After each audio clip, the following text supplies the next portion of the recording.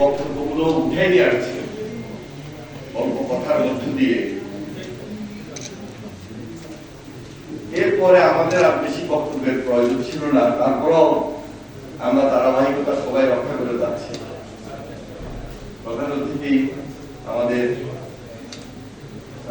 মির্জা ফখরুল ইসলাম আলমগীর দলের মহাসচিব, তিনি কৃষি মন্ত্রণালয়ের দায়িত্বে ছিলেন, কৃষক দলের দায়িত্ব ছিলেন এবং অত্যন্ত বিজ্ঞ। তার বক্তব্যে উনি বিস্তারিত সব বলবেন। আর আব্দুল আল বিন্টু আমাদের দলের ভাইস চেয়ারম্যান, তিনি তো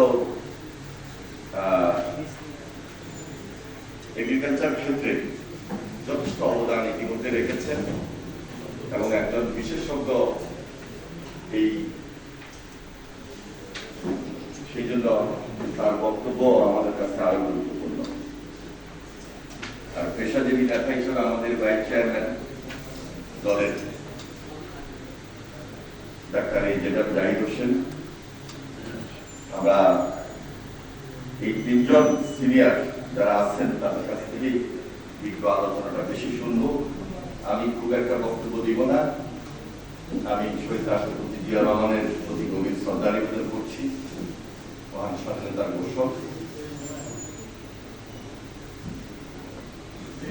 শুধু একটা সেক্টর যেটা কৃষি নিয়ে আমরা আলোচনা করছি আজকে এই সেমিনার, এটার সঙ্গে শুধু কৃষি কিন্তু সম্পৃক্ত না। এই কৃষির সঙ্গে তিনি যুব সমাজকে সম্পৃক্ত করেছেন। প্রেসিডেন্ট জিয়া পল্লী বিদ্যুৎকে এখানে সম্পৃক্ত করেছেন। প্রেসিডেন্ট জিয়া এই কৃষি বিপ্লবের সম্পৃক্ততার মধ্যে তিনি এই যে কাজের বিনিময়ে খাদ্য কর্মসূচি এবং সাধারণ মানুষের মধ্যে যে দুস্থ মানুষের মধ্যে যে ওএমএস এর মাধ্যমে বিতরণ, তারপরে আপনি দেখেন বীজ আমদানি